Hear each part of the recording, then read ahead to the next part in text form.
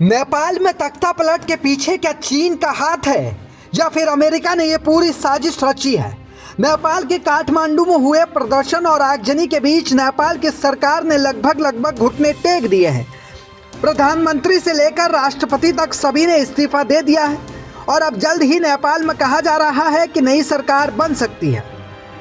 वहीं इस नई सरकार की चर्चाओं के बीच चर्चा चीन और अमेरिका की भी हो रही है। बताया जा रहा है कि नेपाल के पीएम केपी ओली शर्मा चीन की तरह नेपाल में एक छत्र राज चलाना चाहते थे और अमेरिका के ऐप्स बैन करके वो चीन की तरह नेपाल के खुद के ऐप को प्रमोट करना चाहते थे। लेकिन कहा जा रहा है कि नेपाल सरकार के इस फैसले के बाद अमेरिका ने अपनी चाल चली और नेपाल के अंदर ही अंदर ऐसा प्रदर्शन खड़ा कर दिया जिसने नेपाल की पूरी सरकार को ही गिरा दिया।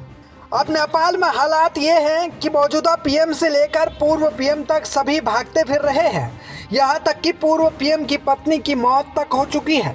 कुछ नेताओं को तो प्रदर्शनकारी सड़कों पर दौड़ा कर पीटते हुए नजर आए।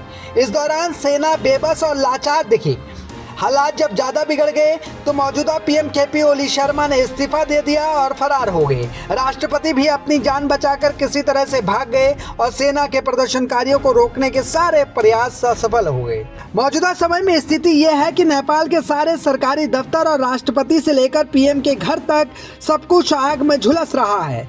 बाहर भीड़ आक्रोशित होकर लोगों के घरों के सामान को सड़कों पर उकेल रही है और फिर उन्हें जला रही है।